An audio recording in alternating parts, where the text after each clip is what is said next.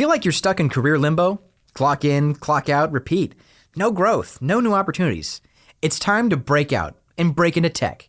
With CBT Nuggets, you can start building the IT skills that companies are hiring for right now. We make training fast, simple, and practical. From networking to cybersecurity, you'll get short, easy-to-watch videos and hands-on virtual labs so you can build real-world skills without expensive gear or complicated setups. For just $59 a month, you get unlimited access to our full training library. That includes certifications, skill-based learning, and practice exams, a $100 value included free. Learn anytime, anywhere, and get job ready on your terms. Thousands have used CBT Nuggets to launch new careers, and you can too. Right now, CBT Nuggets is offering a free trial. Easily find the training you need and test it out with no commitment. Start your 7-day free trial now at cbtnuggets.com. Don't wait. A better job is just a few clicks away.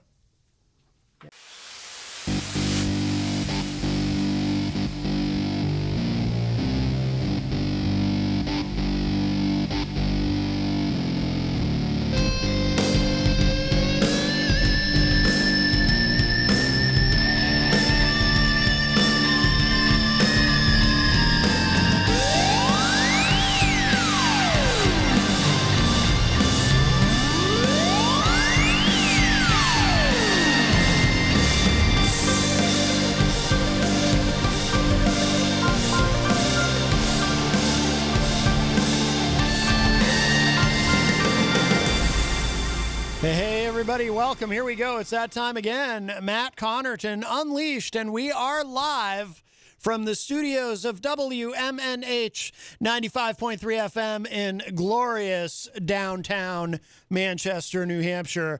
Also on Comcast 97 in Manchester, streaming at WMNHradio.org.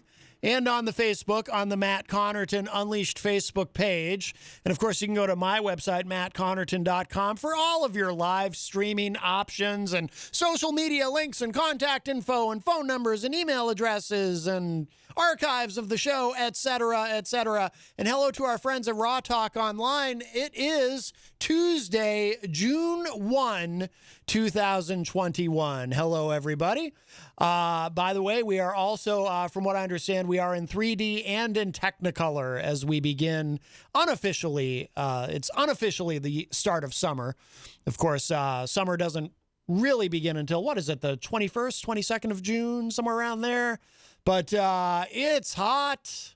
It's hot and sticky. It's like 80 degrees. It's summer. It's summer now. It was summer a couple of weeks ago here. Let's see. And it is the start of the week, a short week this week, of course. We're beginning on Tuesday. We had a Monday holiday because of Memorial Day. I hope everyone had a nice Memorial Day weekend, the long weekend.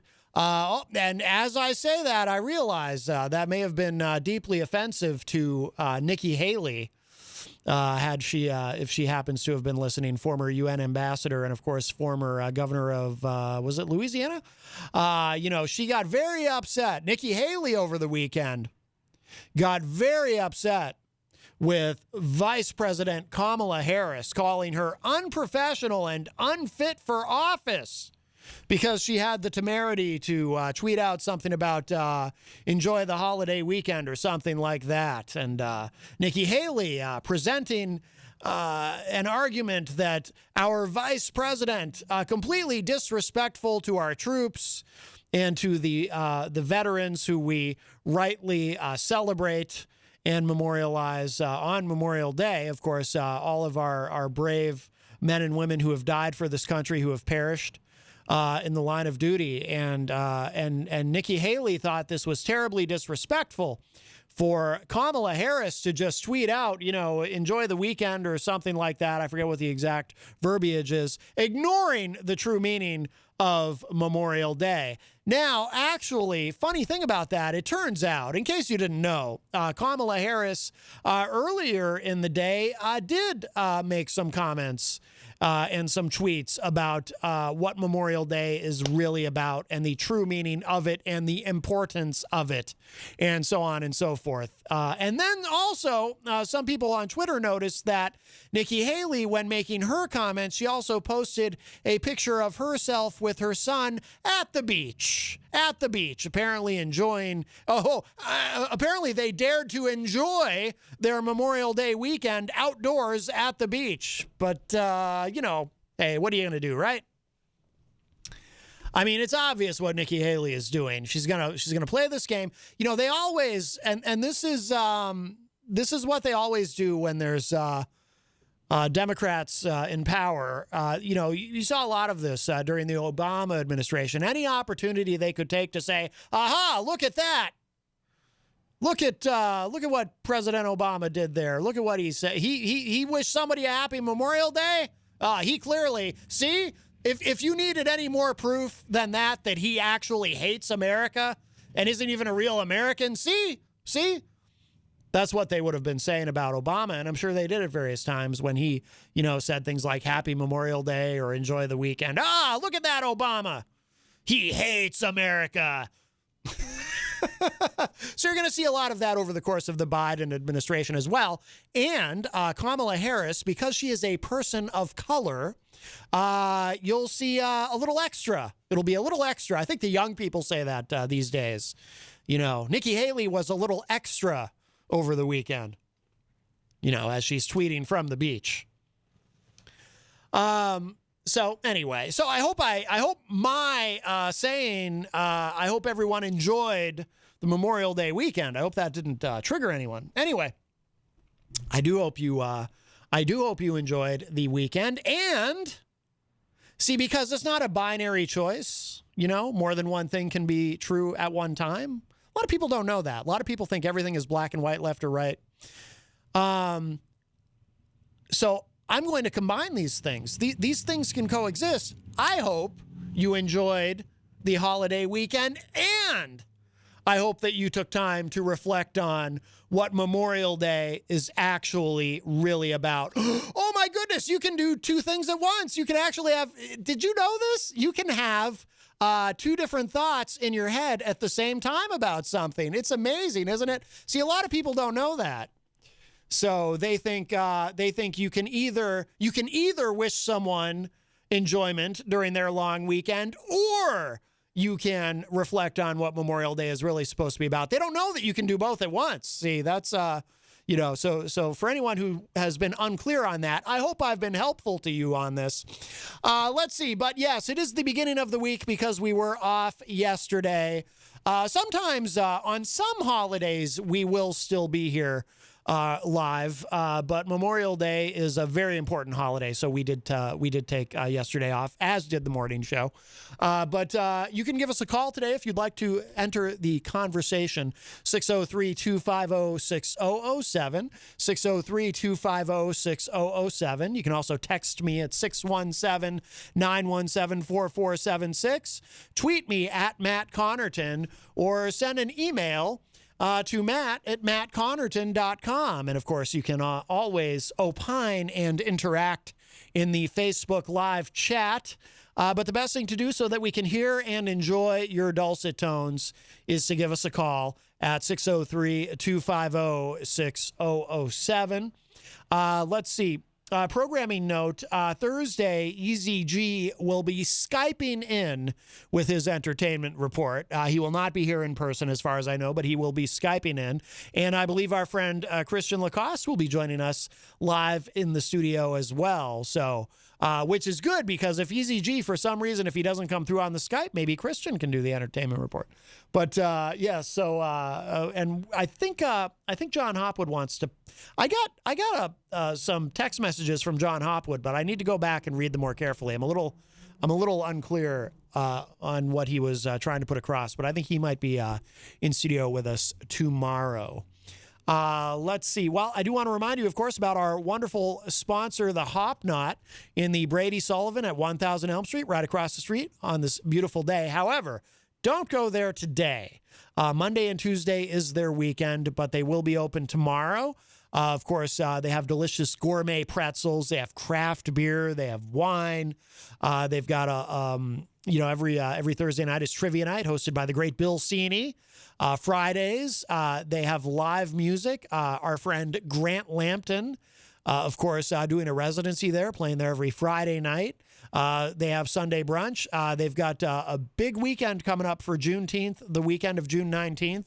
That's going to be very big this year. You know, they did do something to commemorate that last year, but they were somewhat limited in what they could do because of the pandemic.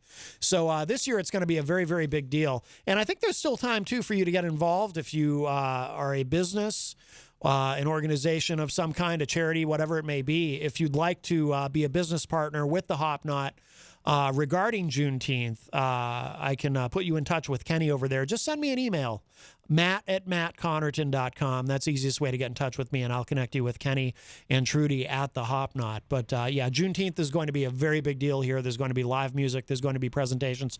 There's a scavenger hunt that some of the businesses here in Manchester are participating in. It's going to be a very big deal here. And also, too, if you're just interested in sponsorship here at WMNH, again, shoot me an email, matt@mattconnerton.com. I would love to talk with you. Again, the number is 603-250-6007. But let's take a moment and say hello to everybody in the Facebook live chat. Wayne Noel joins us. Wayne is a top fan all the way from Michigan. Hello, Wayne. Mike Pelopita joins us. Mike is also one of our sponsors here, Queen City Cabinetry in the historic Sunbeam Mall. So Mike is and Queen City Cabinetry, big supporters of all the shows here and of WMNH, and we appreciate that very much.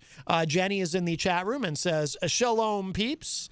I see Christian Lacoste in the chat room as well. We'll say hello to everyone else in a moment, but we have a call. Hi, welcome to Matt Connarton Unleashed. Who's this? You're just too handsome for your shirt. I'm too handsome for my shirt. I remember that song, Little Right Said Fred there. Is that what you were going for? I kind of liked it because it was kind of catchy, you know? It was catchy, but, one-hit wonders, Couldn't follow it up, but how could you? It's a song about being sexy. What's up, Crazy Joe? Well, I'm at an outside cafe over here in my town of Rhinebeck here. And I noticed that the only problem with this town is that everybody's too proper, people will talk to you, but a lot of standoffish type of people, they look like they don't want to be bothered, So I was going to finish up my meal over here. I'm in an outside cafe, and I was going to interview some people, but I don't know if that's going to really work out, Yeah, people there are a little bit, sounds like the Northeast in general in a lot of ways. I mean, I find, like around here, people are nice once you get to know them, but a lot of times strangers are kind of a little bit, whoa, you and I don't know each other. Why are you even looking in my general direction? You know what I mean? It's a lot of that. It's the Northeast. I think it's the cold weather. You may have a good valid point there. So, like, if I went down to, let's say, Nevada, Arizona, Texas, maybe Kansas City, I'm sure the attitude would be a little bit different compared to the Northeast, right? Yeah, well, I'll tell you what, anywhere that I've been, I've been down south and I've spent some time in the Midwest. My mother was, she grew up in the Midwest. She grew up in Chicago. And, when my parents split up and she moved back out there, I would spend the summers out there with her. But she would often say that, when she first came to New Hampshire, she was a little bit surprised at, how people are with strangers. There's a certain standoffishness there that doesn't exist in other parts of the country. Wow. So, I don't know. For some reason, I've been looking at Kansas City. Not that I'm going to go, but I heard some good things about there. I had a passenger, and then he was riding with me. He lived upstate. He moved to Kansas City, and he got hooked up pretty quick down there. So, it's the Midwest, I guess, anywhere past the Northeast, right? Hooked up in what way, Joe? Well, I mean, he met a couple women there. I think he was going out with one for a while. He went to these bars. I think I'd be a big hit in any bar in the Midwest. I think they would like surround me, say like, wow, man, you got personality, much better than we do up here. Right, right. They might even, although things could turn ugly if they become envious of your personality. They might challenge you to a barroom brawl or something. That would be terrible. Although I'm sure you could fight your way through it. You're Crazy Joe. Well, but I'm human. I mean, Yeah, even Jenny could beat me up. Yeah, well, yeah, she probably could. She's pretty tough. She's a tough girl. She's a tough girl, you know? Mm-hmm, mm-hmm. Oh, yeah. That she is. You know? Yeah. But I just want to say, since I have the podium, how grateful I am to Matt, you know, for saving my radio life. It wasn't going anywhere, and all of a sudden I'm being invited to do certain things, and I don't know if I should say it on the air. It might be a little prematurely, but I'm so happy beyond happy. I've been telling everybody the good news about our friendship and our professional friendship that's going to happen. Matter of fact, I'm dressed like a star today. I'm wearing a 1950 shirt. Oh. I got my crosses on me. I got my good cool shades. And I look like a rock star. I'm all in black. I got white sneakers. I mean, you got to see me, and because you know, I want to see what's going on out there, you know. And I'm so proud that you know the show is going to be out of this freaking world. It's almost like I'm having daydreams. Like wow. I have to pinch myself. That's how intense my feelings are to do that first show. Wherever I wind up, thanks to you. It's just incredible. I mean, it's a feeling that it'll go away, of course, but I think it's just going to be there all the time, Matt. Yeah. And you know, you're like my guardian angel, you know. Oh, well, thank you, Crazy Joe. That's a lot of pressure, but thank you. And now Christian Lacoste is in the Facebook live chat. Now, you and Christian, you had a little bit of a discussion, a spirited discussion last week. But Christian says in the chat, I'm stoked for him, but don't blank it up. So some advice from young Christian. Oh, about my opportunities, right? Yes. I think he means don't lash out. No, I'm going to be a different guy on terrestrial radio or your network. The Crazy Joe Show is basically something that I've been pushing for many years. Yes, and I think I'm good at it, but it's going to be more of a side project. Mm-hmm. That I'm going to get people to see. It's going to be posted warnings, 21 and over, R-rated, because I am kind of like a shock guy. But I could, I'm mature enough, and I've been around this world that I can, make the difference between, terrestrial and, the other part. Now, a few times when I called into the station in the very beginning, of course, I wanted to act crazy and be crazy and get that reputation, because of the fact that, I do the Crazy Joe Show. Mm-hmm. However, now that we're in a business proposition, we have to look at it, from a professional standpoint. Yes, absolutely. All right. I think so I want you to have the most confidence in me that I'm not going to mess it up, because I would never do anything to hurt you, Matt, because you're the one that gave me life. So, oh, wow. Just like a parent would say, I brought you in this world, I could take you out of this world. Wow. Oh, okay. Well, fair enough. Well, thank you. Yeah, you're welcome. And okay, so look, I'm going to pay my bill over here. Yes. And I'm watching a lot of beautiful women go by, and, but a lot of them are hoity-toities and stuck up and all kinds of negative stuff that I'm not really into. They'll say hello, but they won't, react any more than that. So, they don't know. It is a beautiful sight, I'll tell you, man. I love women. They're so gorgeous. Don't they know? Don't they know who you are? No, they don't. Yeah, because I'm not establishing. See, I need to make business cards. I need to make flyers. I'm going to be promoting your nation. I'm going to do a complete media blitz, and who knows if they'll. I think radio guys, it's harder to get to know us than actors. Like if I was an actor, they would spot me right away. That's true. Yes. If you were Keanu Reeves, they would be like, "Hey, it's Keanu Reeves." Exactly. That's literally So what they would radio's say. a little bit. Some people would say we have a face for radio, right? Oh, I hate that joke. Oh, I know. no. I hate that too. We do hate it. I Oh. shouldn't have brought it up, but I was very That's stupid to bring that up. that's Because radio okay. guys hate that crack. You know what I mean? They hate it. We'll overlook it.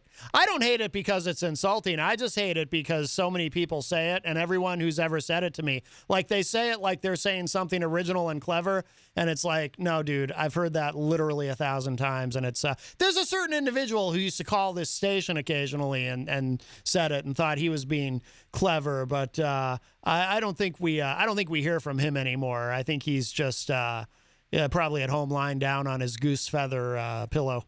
That's a little inside, Crazy Joe. I don't expect you to know the reference.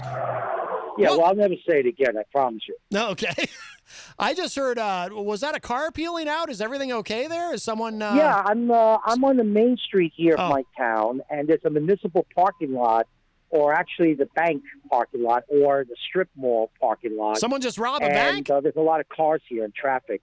I'm literally on the sidewalk of a two-way busy street here in the village. Yes. Oh, I see. All right, very good. Very good. By the way, I bought a new phone. I got rid of the VTech because I heard the playback on Thursday, and it was horrendous at times. This is so much better. I decided to buy, an AT&T and two-phone system, and I think you're going to love the reception on it. I'm never going to try to make myself look bad like that again. Yeah, no, it sounds much better. Much better. Okay. You still there? Joe, did we lose you? Oh, I think we lost him. All right, well, that was our friend Crazy Joe. It's ironic that he was telling us about his great new phone, which does sound significantly better than the phone he called in on previously, and yet right after he tells us about his great new phone, that we lose him. The call drops. But that's okay. But that's not about the phone itself, I'm sure. That's about the phone service. So there you go. All right. Well, that opens up a line for you, 603-250-6007, 603-250-6007. We'll finish saying hello to everybody in the chat room. Christian says, I feel like he's trying to take over the world. Not referring to Crazy Joe, of course, but during the opening song there, that Frankenstein at 9 by Jerry Noto. I had to make a radio edit of that one, but that, of course, features some of the vocal stylings of a Mr. Tom Gully. We learned a lot about Tom Gully over the weekend, but that's also a bit inside. But Christian says, I'm going to have nightmares. Gonzo is in the chat room. Hello, Gonzo, also known as Mike Gonzalez or Gonzales. Miriam Banish is a top fan and joins us in the chat. Wayne says the Dems did the same to Trump, just a vicious circle. Yes, that's referring to, of course, what I was discussing earlier about Nikki Haley calling out Kamala Harris. And yes, I mean, there was a lot of that from the Democrats directed at Trump as well. I think everyone should, it'd be nice if everyone could just kind of politically could just kind of grow up and be more mature and stop with all of it. I mean, and I'm not both sides are guilty of it. I'm not a Democrat or a Republican. I'm an independent, but I do think we're going to see a lot of what we saw from Nikki Haley over the weekend. We are going to see a lot of that over the next few years. That's for sure. Oh, my God. And just imagine how much of it we're going to see if Kamala Harris eventually becomes president. Melanie La Liberty in the chat room says, interestingly enough, the more money provided by lobbyists has a direct effect on the number of things elected officials can do at once. Absolutely. Well, that's who as I like to call them, our elected lawgivers and overlords. That's who they work for. The lobbyists and the corporations, the fat cat corporate donors, the very wealthy who fund these campaigns. Some of us like to toil under this illusion, this fantasy that they work for us, we the people. We elect them, therefore they work for us. That is supposed to be how it goes. That's not actually how it goes. They care for us tremendously on Election Day. But other than that, like I said, it's really, it's all about the people who actually pay them. They're paymasters. So very true, Melanie. Scott Robinson joins us in the Facebook live chat. Scott is a top fan and says, hope he's feeling better. I assume referring to our friend Crazy Joe. DJ Reckless is in the chat room. DJ Reckless, by the way, bears a striking resemblance to Christian Lacoste. I've never seen them in the same room at the same time, so I'm getting a little bit suspicious. But DJ Reckless says, big shout out to everyone who came out to see me play with my homie DJ J Samurai Sunday. It was an absolute blast. Yes, speaking of residencies, DJ Reckless has been doing the 603 Bar and Grill. I keep wanting to call it Panucci's, but the now rechristened as the 603 Bar and Grill right up the street on Elm Street here in downtown Manchester, and has been spectacularly successful with it. Christian says, I might not be coming Thursday. I have to make up a day of work as I was able to take yesterday off to catch up on 16 hours of sleep. Well, Christian did get his second shot of the vaccine, of the Moderna, if I'm not mistaken. And it kind of put him on his backside for a little bit there. Jenny says, I'm making salad. Kenny is working on Juneteenth today. Yes, Kenny from the Hop Knot, working on Juneteenth, which is coming up in a little under 3 weeks now. Let's see. Christian says, talk about how he harassed my friend Veronette. Yeah, so Christian is referring to, and I sort of alluded to it while keeping it somewhat ambiguous during my discussion with Crazy Joe. That's what Christian is referring to. Our friend Veronette March, who last time she was on the show bought me a pizza, making her one of my top 5 all-time favorite guests. That's how it works. It's my stomach's world, and you all just live in it. And that does apply to the show. So anyway, she had shared some messages. She had shared these on Facebook, some messages that she had gotten from Crazy Joe a number of months ago when Crazy Joe was frustrated that, he felt people weren't supporting him on his videos, the Crazy Joe Show Chronicles and so forth. And he was lashing out. And that's what I was referring to when I said to Crazy Joe on the phone, I said, I hope that going forward, you won't continue to lash out as you're now on a more positive path. And I think Crazy Joe is on a more positive path now. I think he just needed someone to believe in him and, give him some encouragement.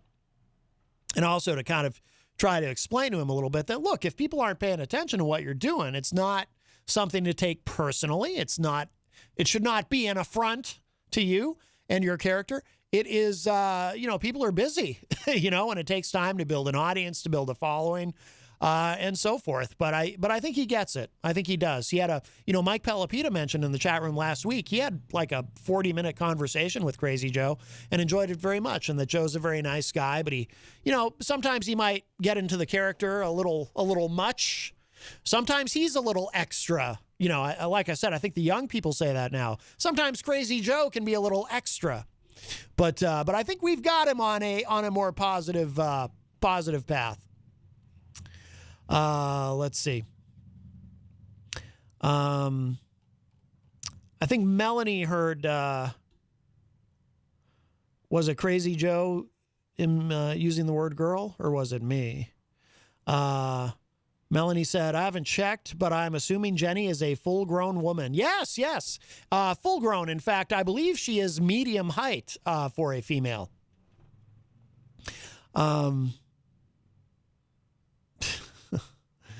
Let's see. Christian says, Jenny's like 21. Yes, she'll be celebrating her 21st birthday in July. Joe Friday's in the chat room. He says, aloha, boys. Aloha to you, Joe Friday. I assume Joe Friday is in Hawaii. Jenny says, you're a good son, referring to Christian. Yes, now that Christian is living with us, Jenny is really enjoying kind of being the sort of taking the mom role. And I, for my part, I also think of myself as kind of like a slightly older brother to Christian. Let's see. Christian says he sounds like he has good phone service. Yes, Crazy Joe's phone service does sound much better. Joe Friday asks, is EZG's birthday month officially over? I'm so bad at birthdays. When is he? What was EZG's birthday month in May?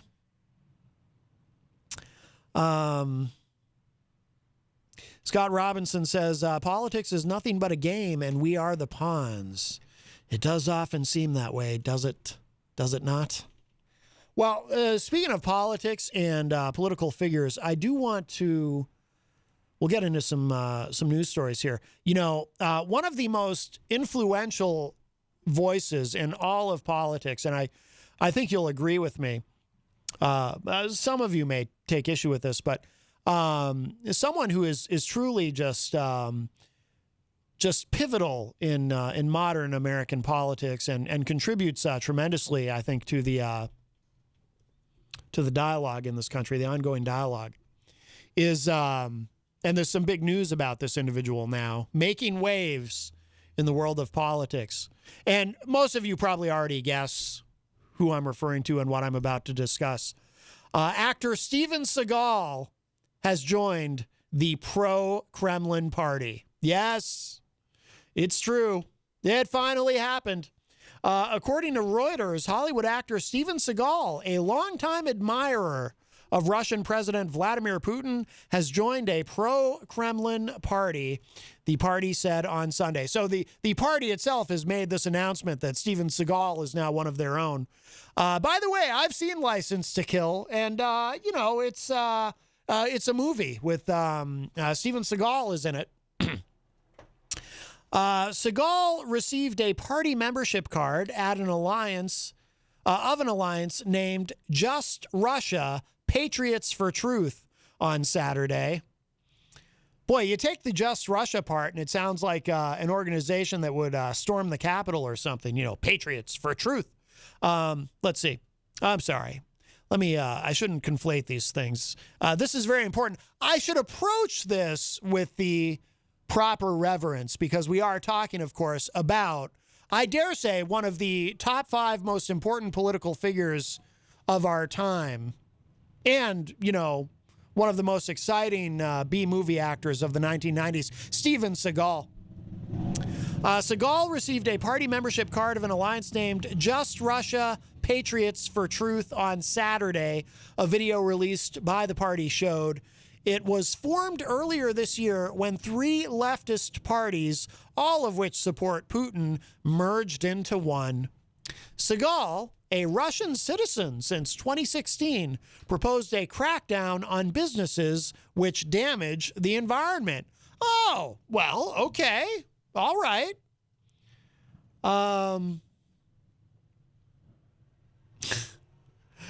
In his welcome speech at a party event,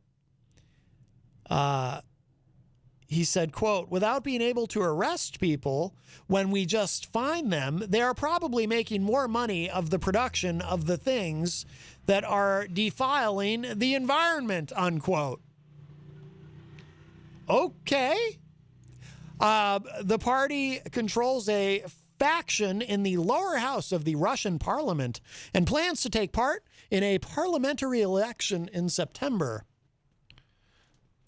Seagal, a U.S.-born martial artist, is best known for producing and starring in action movies, while Putin, who granted him the citizenship, is a fan of martial arts. I think that's how they bonded, by the way, just as a sidebar. Very similar to how Dennis Rodman and Kim Jong-un of North Korea formed their wonderful friendship, because, Kim is a big fan of basketball, just as Vladimir Putin is a big fan of the martial arts. In fact, some of you might remember Dennis Rodman was the sort of the unofficial ambassador to North Korea during the Trump administration. Unofficially, of course. Let's be honest. He was not going to get through a Senate confirmation hearing, not with all those tattoos and piercings. At Saturday's ceremony, Seagal posed for pictures next to one of the party leaders. Get ready for me to butcher a name. Russian writer Zakhar Prilipin. Ha! Nailed it. Who enrolled in an army of pro-Russian separatists in eastern Ukraine and admitted to commanding a combat unit in a conflict which has killed 14,000 people in 7 years. In 2018, Russia tasked Seagal with improving humanitarian ties with the United States at a time when relations between the two countries have deteriorated to their worst level since the Cold War. As a Russian representative, Seagal visited Venezuela earlier this May and presented a samurai sword to the Venezuelan president. Oh, boy. Sorry, the page kind of reloaded here on my browser. Trying to get back to where... Oh, did it go to this other article? Oh, yes. It did go to this other article. Venezuela's Maduro receives samurai's sword gift from actor Steven Seagal. Anyway, that's enough of that. But yeah, Steven Seagal continues to be very influential in world politics. It is all very exciting. Speaking of Russia, so we'll kind of move into something more serious here. You know, there is the summit, not that Steven Seagal is, I mean, I don't mean to imply that I would ever be unserious about Steven Seagal. I mean, I've seen Under Siege and Under Siege 2 Dark Territory, and both just, you know, they're movies that you can watch, and they have Steven Seagal in them. So, you know, there you go. The Guardian reports White House contacts Russia after hack of world's largest meatpacking company. The ransomware attack on JBS, probably by a Russian-based group, has disrupted meat production in North America and Australia. You know, this continues to happen. We see these attacks, and yeah, part of me, and this is purely self-indulgent, but part of me feels vindicated. I have a friend who I used to spend some time with like 20 years ago, maybe a little more than 20 years ago. And I said to this person once, I said, you know, I've been doing a lot of reading about this, and in the future, war will be fought on the internet. And my friend at the time, who I haven't seen in a long time, laughed at me and said, that's ridiculous. And I wish I had kept in touch with this person. Can't even find him online because, you know, everything I read and everything that I tried to communicate to him at the time has turned out to be true. And hacking is a big part of war. You know, it's cyber war. It's not the kind of war where people are shooting at each other and launching missiles and things like that. And by the way, if we're going to engage in warfare with Russia, I would prefer it be cyber war than, say, a nuclear war, which is, of course, the last option that I would ever want to see chosen by either side. But this does continue to keep happening. It says here, again, this is from The Guardian, a ransomware attack against the world's largest meatpacking company that has disrupted meat production in North America and Australia originated from a criminal organization, probably based in Russia, the White House said today. The attack on Brazil's JBS caused its Australian operations to shut down on Monday and has stopped livestock slaughter at its plants in several U.S. states. The ransomware attack follows one last month on Colonial Pipeline, and we all remember how devastating that was. The largest fuel pipeline in the United States that crippled fuel delivery for several days in the U.S. Southeast. Yeah, we didn't really feel the full brunt of that here where we are in the Northeast here in New Hampshire. Obviously, our gas prices went up, but not terribly. But in some parts of the country, people were hoarding gasoline to the point that they were actually filling garbage bags with gasoline, which is a horrendous idea because the gasoline will actually eat through the garbage bag and end up all over wherever you set the bag of gasoline, probably in the trunk of your car, and then you're driving around in something that might explode because there's gasoline and, you start the engine and there's a spark, and it's hopefully that was a teachable moment for some people. By the way, if there's, we have to find these silver linings where we can. So if there's a silver lining to what happened with the Colonial Pipeline, maybe it was a teachable moment for some people. Don't put gasoline into a garbage bag. And no, the brand doesn't matter. If it's a hefty bag, with the triple ply or whatever it is, that's not going to make any difference. It's going to end in disaster, and it's for no reason. Look, hoarding generally ends up not having much point. Remember at the beginning of the coronavirus pandemic of COVID-19, what were people doing? They were hoarding toilet paper. Not really necessary, actually caused more problems than it solved. I guess the larger lesson there is don't be a hoarder. The White House spokeswoman, Karine Jean-Pierre, said JBS had given details of the hack to the White House, that the United States had contacted Russia's government about the matter, and that the FBI was investigating. Jean-Pierre said, quote, "The White House has offered assistance to JBS, and our team at the Department of Agriculture have spoken to their leadership several times in the last day. JBS notified the administration that the ransom demand came from a criminal organization likely based in Russia. The White House is engaging directly with the Russian government on this matter and delivering the message that responsible states do not harbor ransomware criminals," unquote. Let's see. We have a call. We'll grab this. Hi, welcome to Matt Connarton Unleashed. Who's this? Matt, I'm sorry I cut out like that. Oh, that's all right, Crazy Joe. Actually, it was kind of ironic that you cut out right after you were telling us all about your great new phone. Well, I'm on a cell phone, but I was Yes. going to call you on the new phone, but I think I'll wait till Thursday to do that, unless you have a serious guest. Oh, I see. On Thursday, we might be joined in studio by our friend Christian Lacoste, and Easy G will be Skyping in to do his entertainment report. It's going to be very exciting. Oh, okay, so Thursday's a busy day. Okay, so maybe I'll try the Well, you can still Tuesday, perhaps tomorrow or Friday. I don't want to call when you have big guests, Yeah. Well, you can still call us Thursday, but yeah. Well, I respect your studio time, and yeah. So I just want to say how excited I am. I mean, my God, this is gonna change my life forever. Do you realize, Matt, that you might be changing my life forever? You're gonna make me into a celebrity. Well, thanks to you. That's a lot of responsibility, but somebody has to do it, Crazy Joe, and I think we can. I was just waving to someone in the hallway there.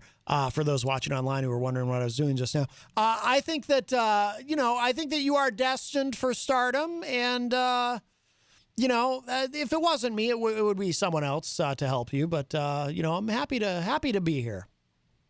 Yeah, it was very difficult. I've been doing it for about 4 years, and I took a year off, and now that I'm back, I bumped into you, and you changed my life. Yeah. I I just want to say, everybody in the chat room, please tune in to my show. Please, you're going to love it. I'm not going to say nothing bad as far as, I know I'm on terrestrial. Well, if I get to terrestrial, if I'm on the other one, I don't know, but I'll still practice that. Oh, did we lose you? We lost Crazy Joe. Oh, call dropped again. Okay. All right. Gonzo made a comment in the chat room regarding Crazy Joe, but I don't think I can say that.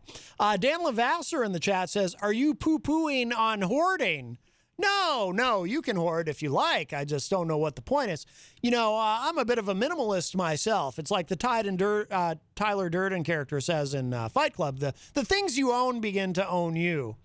I have a friend, and I guess I can speak about this because he has spoken about it publicly. on the show that we do Friday nights here from WMNH from 7:30 to 10 p.m., Retro Spectrum Radio with Paulie C. And I, of course, have the honor and privilege of being Paul's co-host on that show, along with our friend Dan Randlett. But Dan has talked about his dad, who passed away a couple of years ago, who's a very, very nice man. But I remember going to Dan when Dan was still living at his dad's house. This was right after high school. I remember going there, and there were newspapers, just stacks of newspapers. Some people hoard newspapers, and there would be just newspapers everywhere. Bit of a fire hazard, if you ask me. And that might be the one thing I would poo-poo on there, Dan Lavasser. You don't want to necessarily hoard things that are flammable. Joe Friday says, hello, Gonzo. Beers this weekend or wine for the lightweights? Oh, my goodness. Look who's making their weekend plans already, and it's only Tuesday. Let's see. Getting back to this again, this is from the Guardian. This is regarding the Russian hack of our meat. If the outages continue, U.S. consumers could see higher meat prices during summer grilling season, and meat exports could be disrupted at a time of strong demand from China. By the way, so speaking of hoarding, you know what is going to happen now, right? Because of this, you're going to see people hoarding their meat, people with big freezers. I remember when I was a kid, a lot of you probably maybe have had this, or maybe you have these of your own, the big freezer. Like, you got the little freezer that's on top of the refrigerator in the kitchen, but then down in the basement, there's a bigger freezer, and that freezer is full of meat. I know people who hunt, they put the deer meat or whatever in the big freezer. I guess that's how it works. So that's what people who have room for it, they're going to be hoarding meat. That's gonna be disastrous. So yes, I guess to answer your question, Dan Lavasser, yes, I am poo-pooing on hoarding. Joe Friday says, love hoarding the meat. Where's the beef? No, Joe. The idea is to not hoard the meat. We don't want to be hoarding anything. We don't want to be hoarding meat. We don't want to be hoarding toilet paper. And we especially, again, just to remind you, we don't want to be hoarding gasoline. That is the most disastrous.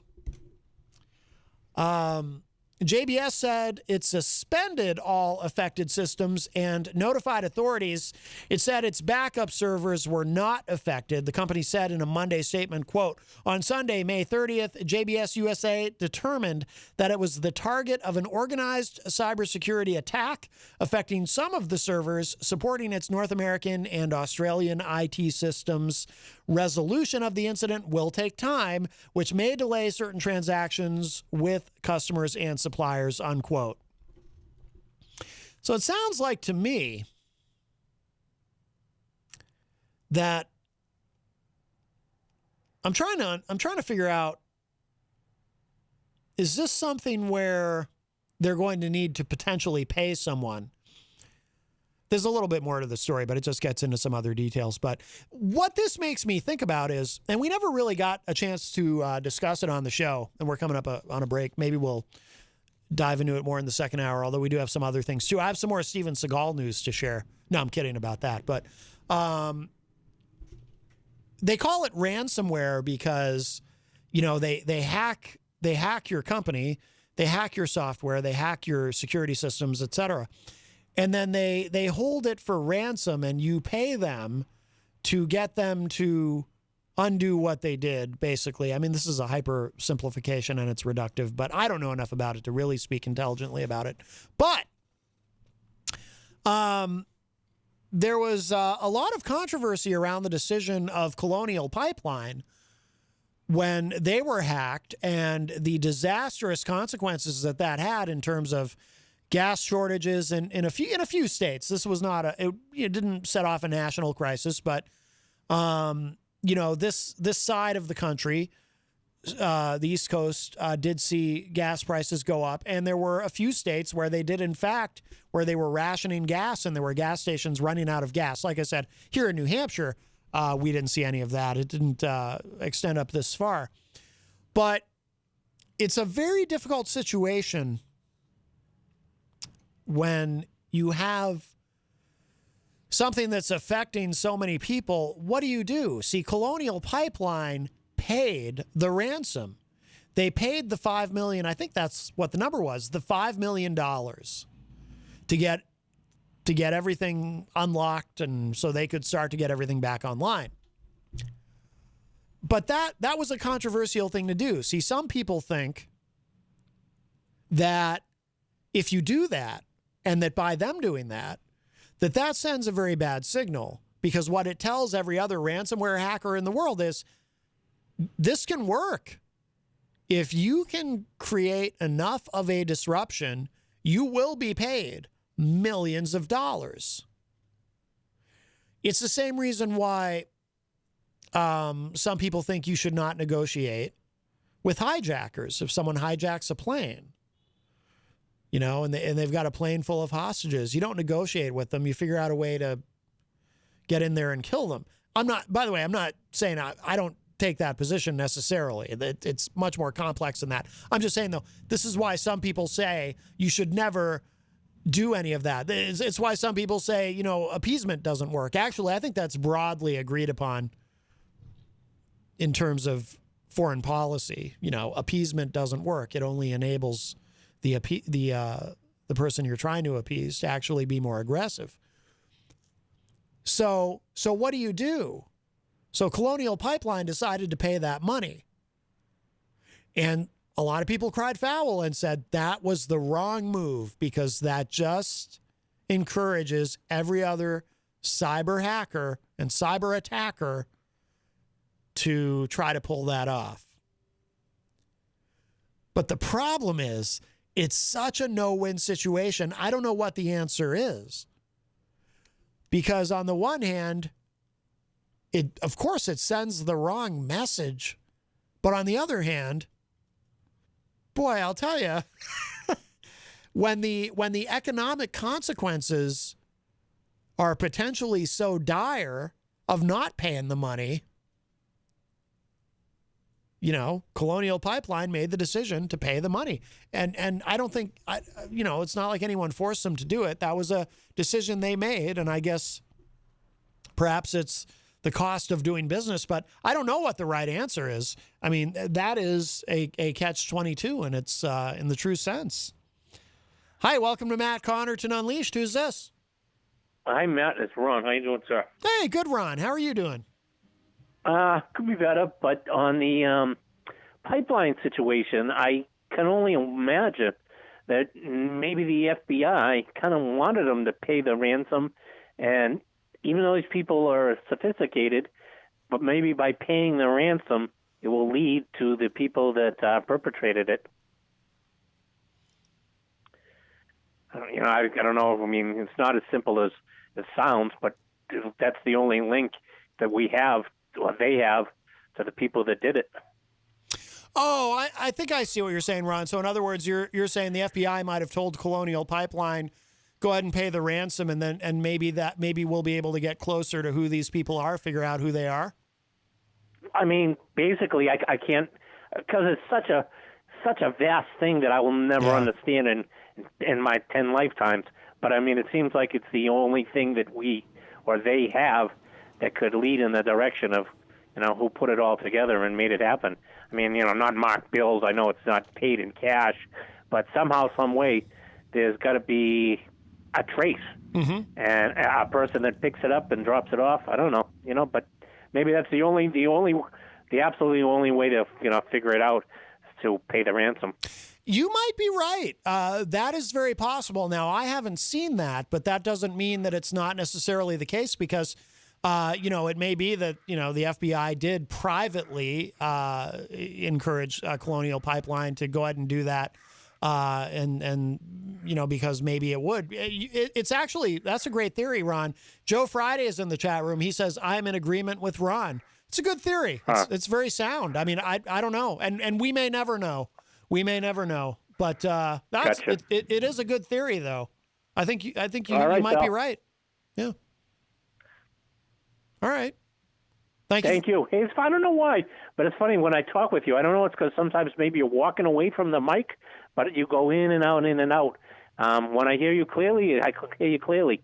but when you fade out, it's far away. I don't know. You might be on the same phone plan as Crazy Joe. See, now I'm hearing you very good. But no matter what, just wanted to say my 2 cents, and I'll listen to the rest of the show. All right, Ron. Thank you for the call, my friend. I appreciate it. Oh, bye-bye. All right, bye-bye. Yeah, it's a good theory. It's like, you see it on TV and in movies and in books when the FBI will say, okay, so these, somebody takes a hostage. A classic movie storyline. Somebody takes a kid hostage, and the FBI tells the parents, we're going to have you go ahead and make the drop, but we're going to be close by. You're going to tell them when you talk to them on the phone that you'll be alone. No tricks. But in actuality, we'll be waiting, and there will be a trick, and we'll get them. We'll get them this way. So this is, that writ large, but very possible. Joe Friday says, we all need a fall guy, even the FBI. Eric Street in the chat room says, someone on YouTube started a fire at a gas station by trying to kill a spider with a lighter. Oh, now see, I'm glad you mentioned that, Eric Street. Now, I was not aware of this, but I will look for that video on YouTube. That's another teachable moment. See, there's all kinds of things that you need to avoid when it comes to gasoline. So avoid putting gasoline in a garbage bag. Avoid trying to kill a spider with a lighter at a gas station. These are just bad ideas. And I've even heard stories, and there's probably video of it happening on YouTube. I've never looked, but I had somebody who works at a gas station tell me once that I was surprised at how common it is. Apparently, this individual had seen it happen multiple times in the time that they worked at this gas station, where somebody forgets to remove the nozzle from their gas tank. When they're done pumping gas, they forget to remove the nozzle and put it back on the thing, and they drive off with it still connected. And then everything doesn't explode or anything like that. It just comes off, but it's very embarrassing. All right. On that note, let's take a break because we are a little bit past the top of the hour. I'll play a little Public Enemy. I haven't played this in a little while. And so we're going to play something, and then we'll show some love to our sponsors so we can pay the bills, and then we will be back with hour number 2 of Matt Connarton Unleashed. Don't go away. There's plenty more to come.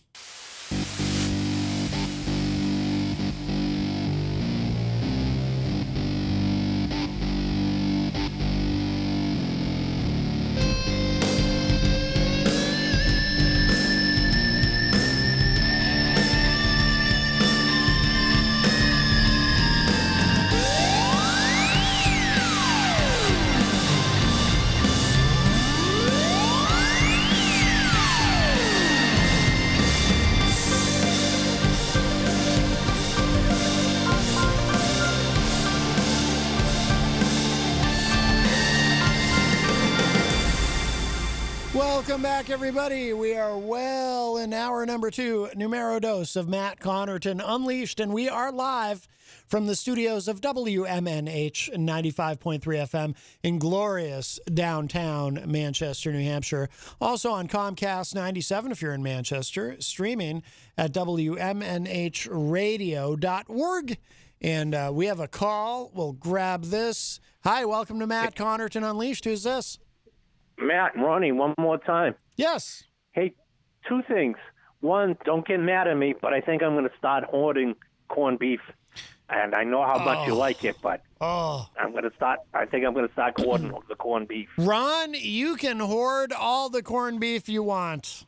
Have at it. Hey, listen to me. I don't own a computer. I know nothing about computers. The only access I have to the internet is through my remote control. I got a smart TV remote control. And a week ago or 2 weeks ago, because I look up everything on there that you could possibly look up. And, I keep it clean, nothing outrageous. But I said, YouTube, tell me about the dark web.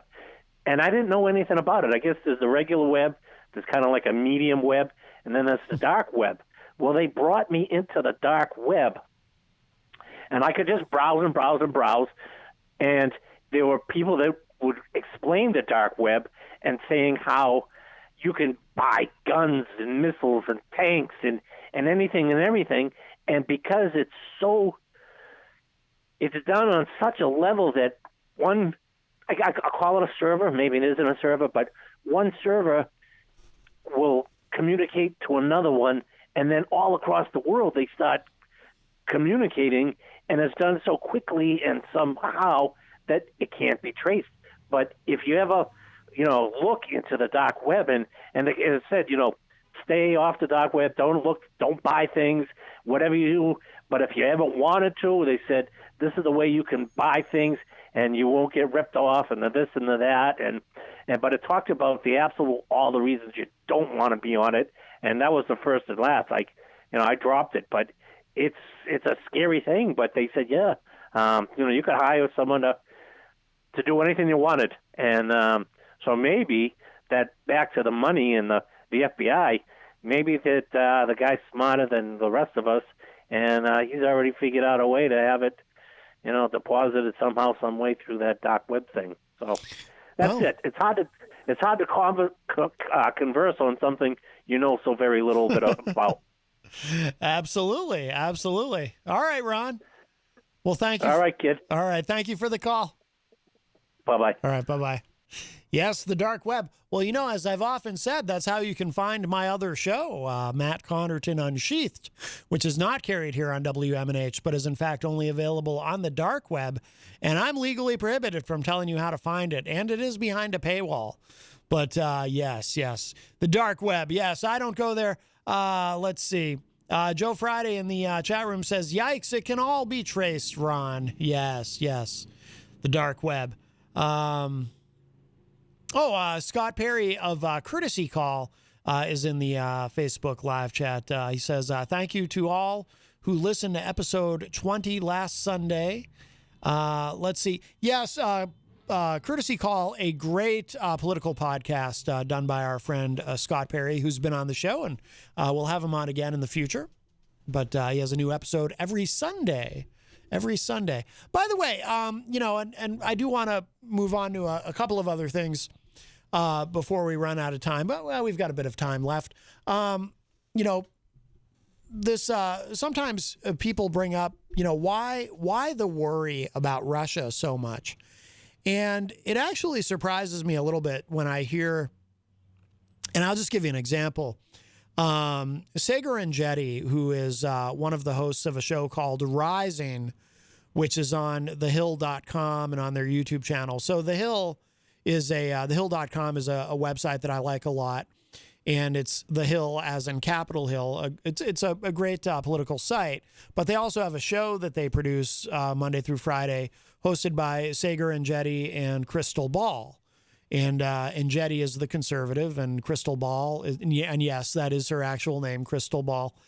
She is the liberal, and it's a really good show. And I have to say, I think in many ways it is far more substantive than anything that you'll find on cable news. So I really recommend it if you haven't checked it out. And I have no affiliation with these people. I don't get any money for saying this. I'm just recommending the show because I think it's really good. Rising, it's called. You can find it on thehill.com or on the Hill's YouTube channel. But Sagar Enjeti did something the other day, and he's my favorite conservative right now because I find him to be, and I'm not a conservative, so I probably disagree with him on many things, although I do agree with him on a few things.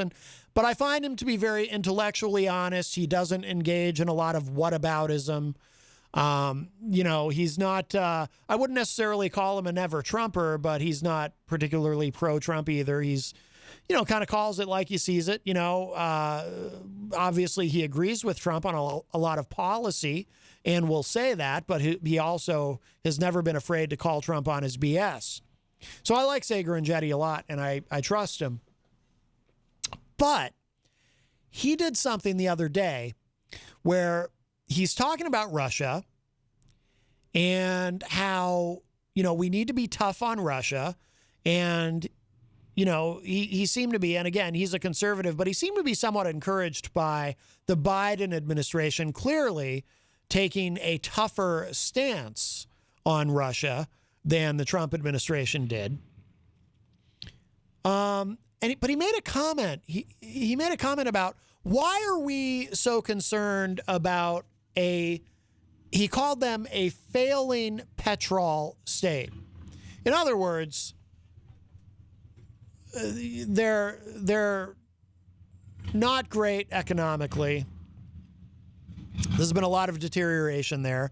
And a petrol state, petrol, however you want to pronounce it, meaning, they produce oil. And a lot of countries obviously depend on countries that produce oil. And that's it. In other words, he was basically saying Russia's not a big deal. So why do we worry about them so much? Why do we focus on them so much? And it surprised me to hear that coming from him, because he is a conservative who I think is very, very smart, far more sophisticated than any of the people you'll see on Fox News like Tucker Carlson or Greg Gutfeld, who every time I look at him, I think this guy just desperately wants to be Adam Carolla. He's a poor man's Adam Carolla. But Sager and Jetty, a true intellectual conservative, more in the mold of, say, George Will. He's like a young George Will. So someone who I may disagree with on a lot of things, but I can really respect and appreciate his point of view and constructs very smart intellectual arguments. But to hear Sager and Jetty say, Russia, they're just a failed petrol state. What are we worried about? Why? It was kind of stunning to me. Here's why. I mean, well, there's more than one reason, but the thing about Russia is, and this is why we get very, very concerned when they're doing things like, when they annexed Crimea in Ukraine, when they seem to be doing things to sort of antagonize NATO, our NATO allies, with these, whether it's the buildup of troops on somebody's border or just the amassing of weapons in a concentrated area. There's a very good reason why we get very concerned about Russia. And I feel like Sager and Jetty and a lot of people, they just, they forget. They forget something that should be very obvious. And it concerns me so much and it worries me so much, I almost hate to bring it up, because it's something that I worried about a lot growing up. During the Cold War, I'm a Cold War kid. Great band, by the way, Cold War Kids. I like that song, Cannonball. Maybe I'll play it at the end of the show. But, I grew up in the 1980s, and I was very worried about the threat of nuclear war. I mean, I'm young enough that, the Cuban Missile Crisis had happened before I was ever born, so I didn't have to live through that. I can only imagine what that must have been like. But there's a very simple, you can call them a failed petrol state. You can not take them seriously as much as you want to, but it doesn't change a fundamental reality about Russia. Next to the United States, Russia has the largest nuclear arsenal in the world. We should continue to be concerned about Russia for the same reason we get so concerned about North Korea. Does Sager and Jetty also think that we should just dismiss North Korea and not worry about them, not worry about Iran, not bother to try to restart or at least our own reentry into the Iran nuclear deal? To suggest that we need not be worried about Russia, to me, is to suggest that we need not be worried about anyone who has weapons of mass destruction. Russia now has, if you believe them, and we had John Hopwood on the show one day, and, he's very much an expert on this. And I always find his perspective on this reassuring, because he doesn't take Russia that seriously, it would appear. We were talking about, and this was a couple of years ago when Vladimir Putin announced the advent of the hypersonic missiles, the hypersonic nuclear missiles that he claims Russia now has. And hypersonic means they travel faster than the speed of sound. Now, if that's true, and if they have these, that's very frightening. After the 2000 election, when the Supreme Court awarded the election effectively to George W. Bush and his vice presidential pick, Dick Cheney. After it became apparent that they were going to be taking power in the White House, Joe Friday says, I hear the king of all farts can blast the speed of sound. I've heard that too. And by the way, that's another thing we should be very concerned about, because that's also very dangerous. And that could potentially do more damage than a nuclear missile if some of the reporting that I've read is accurate. Glenn Greenwald has done some great work on that, about the destructive power of the king of all farts. But even though he doesn't like to be called that anymore, from what Eric tells us. But after the Bush administration, it was before the inauguration, but when it became apparent that the Bush administration was going to take power, I saw Dick Cheney on Nightline being interviewed by Ted Koppel. Now, I don't like Dick Cheney. I have a newfound respect for one of his daughters recently, but I don't like Dick Cheney. And I think in many ways, you could make the argument that he is fundamentally evil. You could even call him a war criminal. I don't know if you want to go that far, but I don't like Dick Cheney, and I don't give him credit for much, but I've always given him credit for this. It was during that interview with Ted Koppel, the subject of Russia came up. And Dick Cheney said, and I've never forgotten this, I've never forgotten these moments. Joe Friday's making me laugh. I've never forgotten this moment when Dick Cheney said, one thing that we must never forget,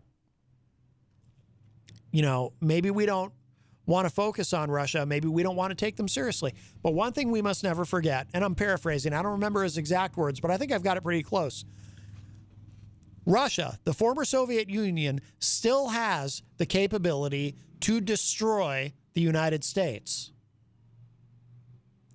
And it was, and he put it in, one of the only people I've ever heard put it in such blunt, stark terms, but also 100% accurate. It was true then. It's true now. It's true now.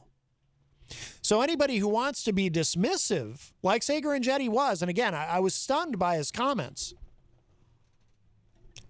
you're forgetting something extraordinarily important.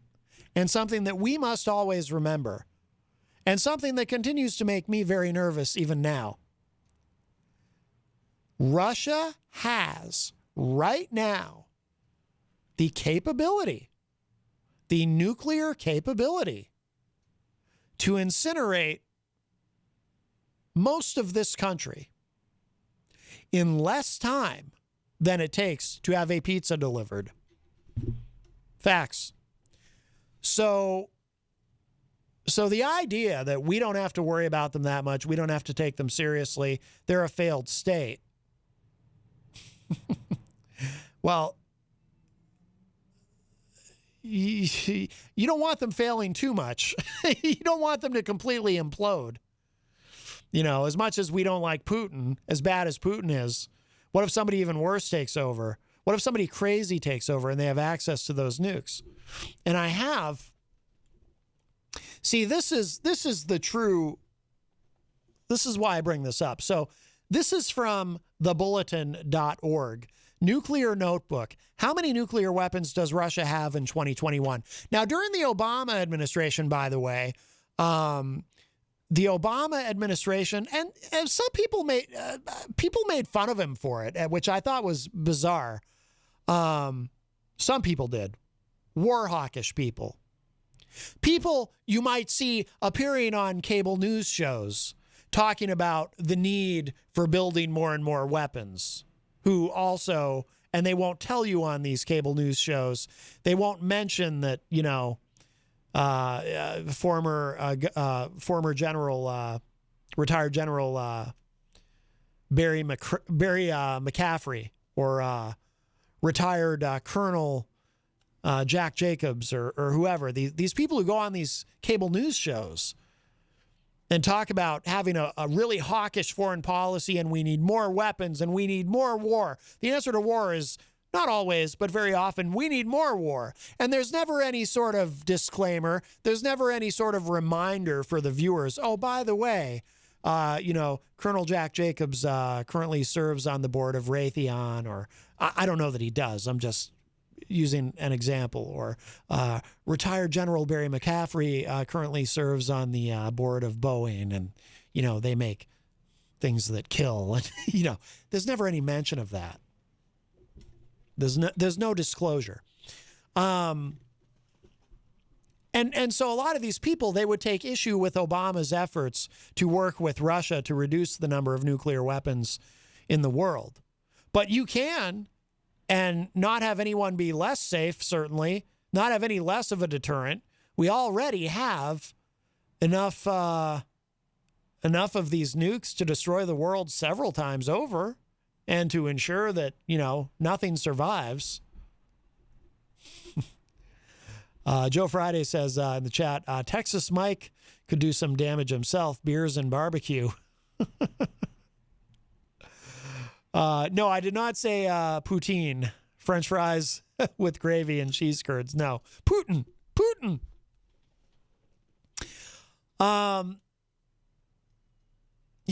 This is from thebulletin.org. And again, I don't mean to be alarmist, but we need to remind people, because there was this, and by the way, I coined this phrase myself. During the 1990s, there was what I call a post-Cold War complacency that took hold, where people thought, well, the Soviet Union has dissolved, so they're no longer a threat. Well, but that's not true. How are they less of a threat? You've got Russia still having all these nuclear weapons. I don't know about the Baltic states, but I do know that there were loose nukes. You ever hear that phrase? That's something that's just those two words together should send a chill up your spine. Loose nukes. In other words, nuclear weapons that went unaccounted for. You had Russian scientists, Soviet scientists, after the dissolution of the Soviet Union, selling nuclear technology information, how to build nuclear weapons, to actors like North Korea, bad actors like North Korea, like I think Muammar Gaddafi in Libya.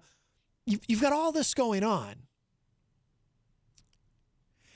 And that post-Cold War complacency took hold on both the left and the right. There's nothing partisan about it.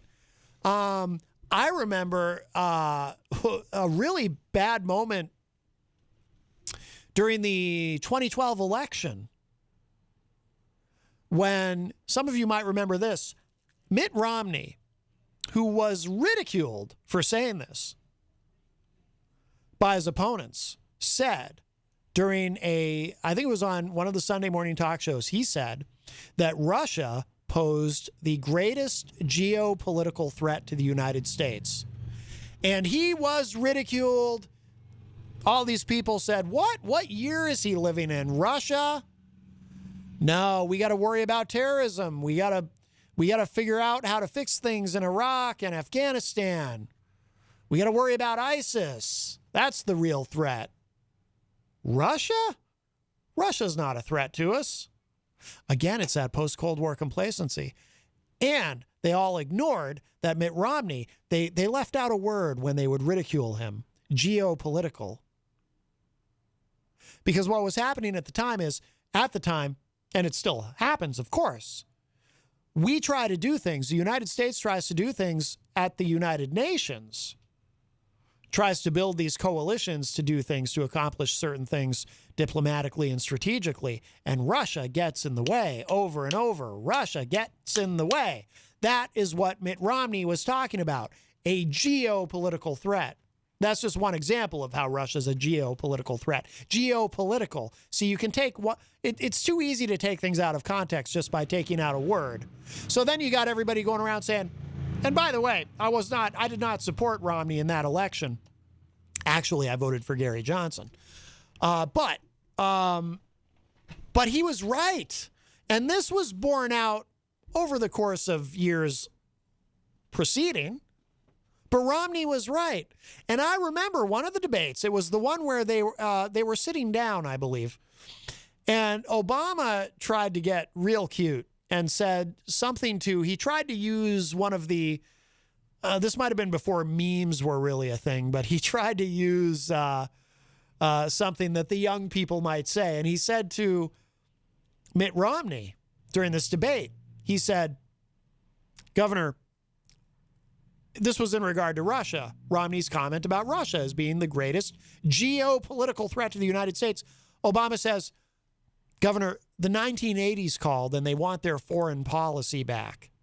He was trying to be clever. He was taking a shot at Romney's comment. Romney held his ground and said, I said it and I meant it. Russia is our greatest geopolitical threat. Mitt Romney was right. I knew it then. We all know it now. I think we all know it now. That's just a fact.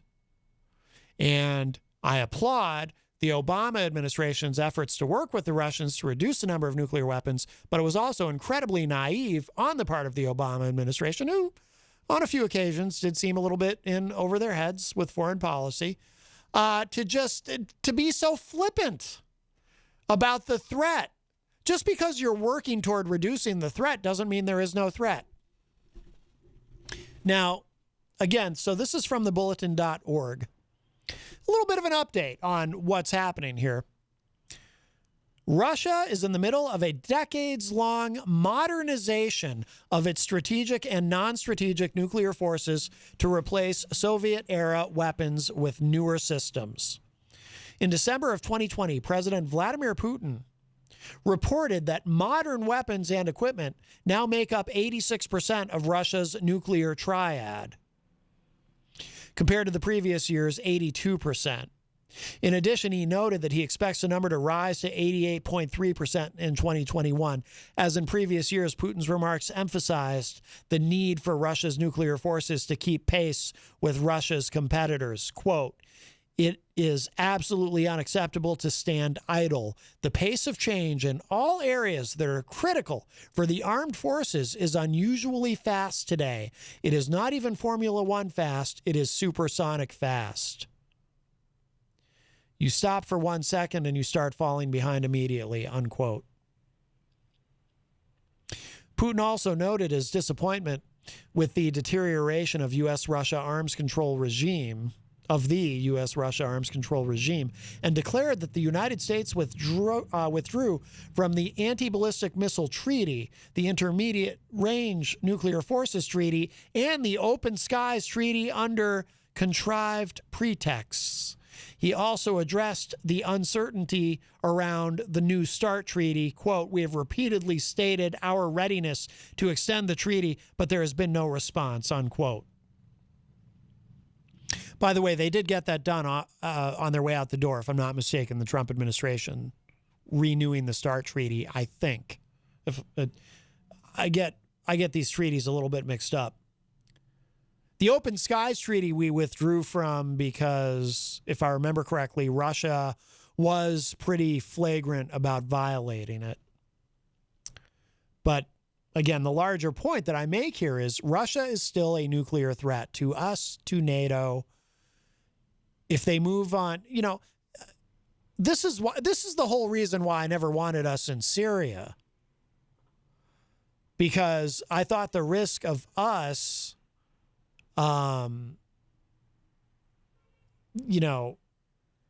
say somebody on our side shoots down a Russian plane by mistake, or maybe, some people thought we should have put up a no-fly zone. I remember Hillary Clinton advocating for that.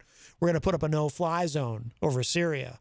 Great. So what happens when the Russians violate the no-fly zone? We have to shoot them down? Great. We shoot them down. Then what happens? Things escalate very quickly, and that's very dangerous. We have a call. Hi, welcome to Matt Connarton Unleashed. Who's this? Hi, Matt. Ron. Hey, I just wanted to ask you one question. Yes. In regards to Russia and anybody else.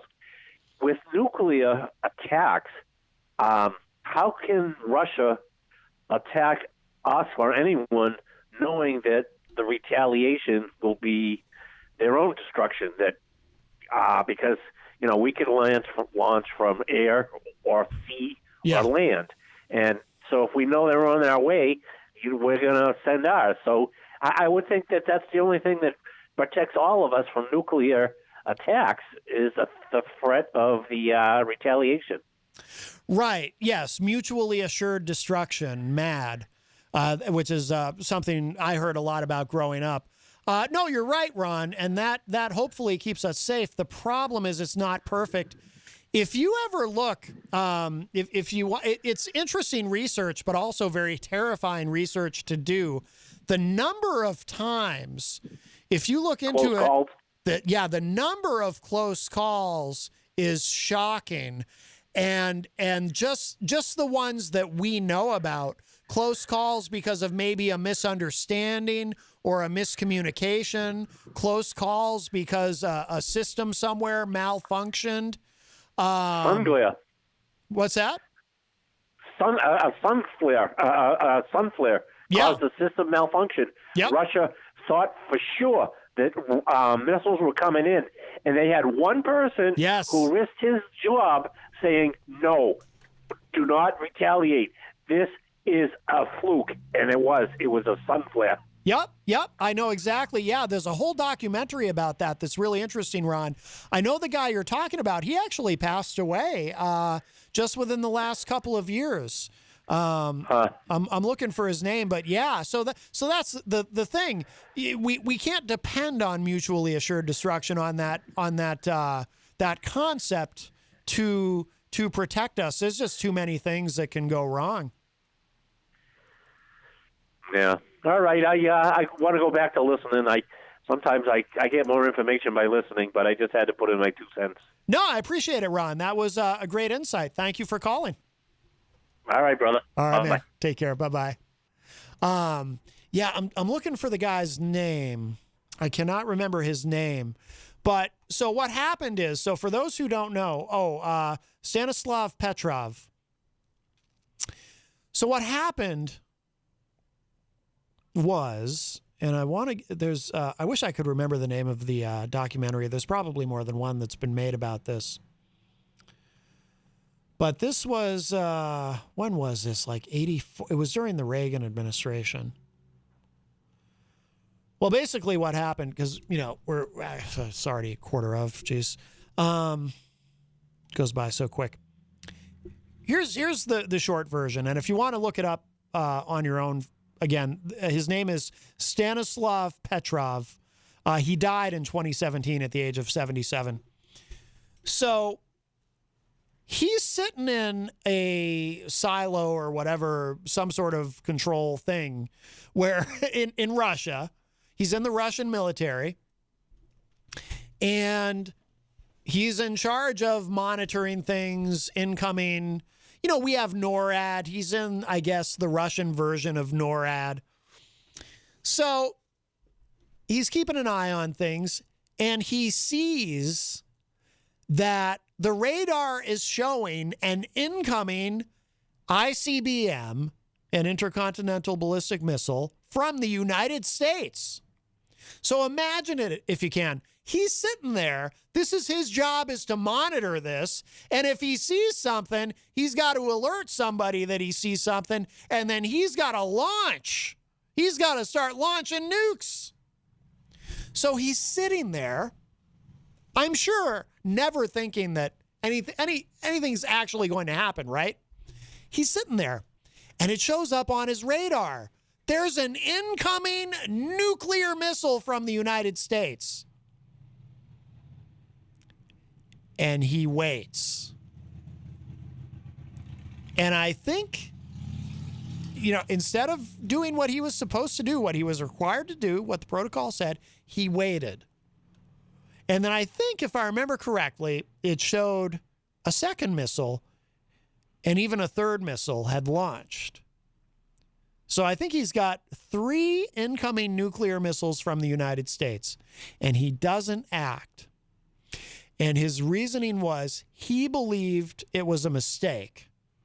He believed that something had gone wrong and that there were not actually 3 nuclear missiles incoming. The reason he believed that, part of it was probably wishful thinking. You know, part of it was probably, oh my God, this is it? I'm going to have to respond to this, and we're going to have a big nuclear exchange. This is Armageddon. I'm going to die. We're all going to die. That probably played a role in why he didn't follow protocol. But as he explained, part of what made him think that this might be a technical malfunction is it didn't make sense to him that there would only be 1 or 2 or 3 missiles. Because he knew from his training, if we were attacking Russia, we weren't going to just launch a few. We would launch a full, it would be, I don't know, hundreds, maybe thousands at once, right? Because, you know, you hear about this this concept, another concept that you hear a lot around this, in addition to mutually assured destruction, is first strike capability or a first strike advantage. So the theory being, and it's obviously a very flawed theory, but the theory is you want to get in a nuclear exchange. You want to get in the first strike because they're going to hit back, and then you can't respond to when they hit back. They're going to try to hit back before they get hit by what you're hitting them with. And then once they've hit you back, you're not going to be able to hit them back a second time very much, because a lot of your what you have has been destroyed by them hitting back at you, etc. So you always want to get the first strike. You want that first strike advantage. So his training told him, well, wait a minute. If they were attacking us with nuclear weapons, it would be a total bombardment all at once. It would not be just 1 or 2 or 3 missiles. That doesn't make sense. I think that something's malfunctioned. And it turned out he was right. That guy, it is not an overstatement to say, Stanislav Petrov saved the world. He literally saved the world. None of us would be here were it not for that guy. So, so after that incident, when they figured out what had happened and that he was right, they were in an awkward position in the Russian military, because on the one hand, you can't have insubordination. You've got protocols. You have to follow them, especially when it comes to something like another country attacking you. You can't just say, well, you know, my gut tells me something else, so I'm not going to follow the protocol, right? You couldn't do that in any military in any country, right? You can't do that. Can't just go rogue like that. But what was awkward is, so in theory, right, they got to, what do they do? Throw him in the brig or something, right? On the other hand, yes, he was insubordinate. He violated protocol. He was derelict in his duty. He didn't do what he was supposed to do, right? But on the other hand, well, he did save the world. Literally. Again, it's not an overstatement. It's not hyperbole. He saved the world. So what do? You can't celebrate him because you can't encourage and justify insubordination, but you can't really punish him either, right? He saved the world. So they didn't put him in, if I remember correctly, they didn't put him in prison or anything like that. But unfortunately, they did kick him out of the military.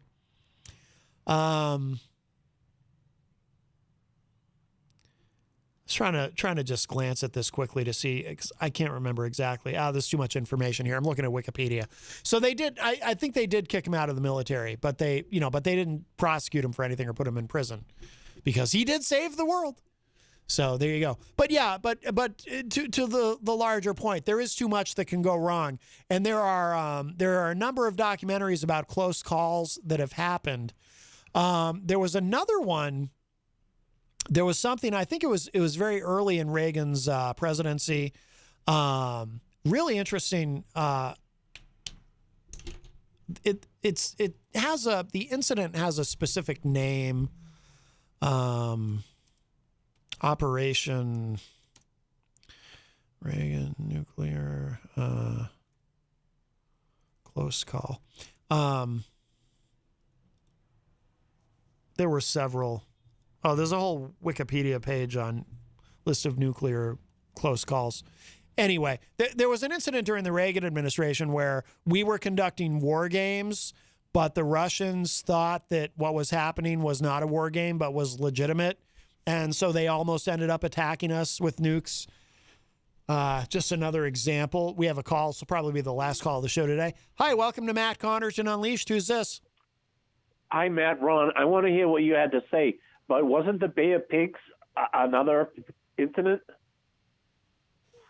Yeah, well, the Bay of Pigs, and then what happened with Cuba later, of course, with the Cuban Missile Crisis, which, come to think of it, Ron, I presume you remember the Cuban Missile Crisis, right? You're old enough. You were alive then, right? Yeah, but I didn't understand it, but I remember it. Yeah. Were you a young kid? I was young. I was, but I mean, I remember it happening. Yeah, I mean, do you remember? Do you remember much about it? Like, do you remember? Were people? No, I do not. I mean, I was still playing with yo-yos. Oh, okay. Well, probably just as well, right? Because that's not something you'd want to have to experience with the full breadth of knowledge of what could potentially happen. You know. Okay, go back to finishing if you got the time to talk about your the exercise. I do want to know about that. I think I already heard about it. You'll be refreshing my memory. Talk to you. Okay. You Okay. Thanks, Ron. Bye-bye. Yeah, that would be a scary thing to live through. Jeez, the stress of that. No, there was something specific. I don't know if I can find it. Because the name of the incident is right on the tip of my tongue.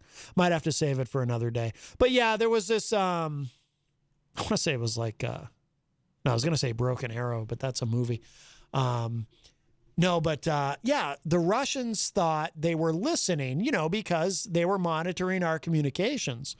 So there were these war games going on, and the Russians misunderstood and thought that the war games that were happening were actually a buildup to prepare to launch a first strike on them from us. So that almost went up in flames. But yeah, if you look up online, there's an entire Wikipedia page of just nuclear close calls, and allow that if you do choose to look at that, or some of you might already be aware of much of this. Allow that to inform your attitudes regarding the Russians and whether or not we should continue to take them seriously. I argue that we should. There's a bunch of other stuff we didn't get to. We are out of time, my friends. We are all out of time. With that said, thank you to Ron for calling, and of course our friend Crazy Joe. Thank you to everybody in the Facebook live chat. Thank you to our wonderful sponsor, the Hop Knot in the Brady Sullivan right across the street. They'll be open tomorrow. Of course, they're open Wednesday through Sunday. A lot of great things, very positive things happening there. Of course, Mike Pelopita from Queen City Cabinetry. Also, I always see Mike in the chat room. Big supporter of all the shows here. And of WMNH. And if you missed any part of today's show, it'll be up in just a little bit at WMNHradio.org. And of course, on the Matt Connarton Unleashed Facebook page. On my website, rather, mattconnerton.com. I archive the shows there as well. You know what? I think we'll close with this. What the hell? This is a personal favorite song of mine from one of my favorite bands, Tears for Fears. This was one of my favorites growing up. This is Mother's Talk, which people don't know, but if you look up the lyrics, this is actually about the concern that they had over the possibility of nuclear war. So there you go. We'll close out with this. It's the extended remix, so we won't get the full thing in. All right, I'll talk at y'all a little bit later. Bye.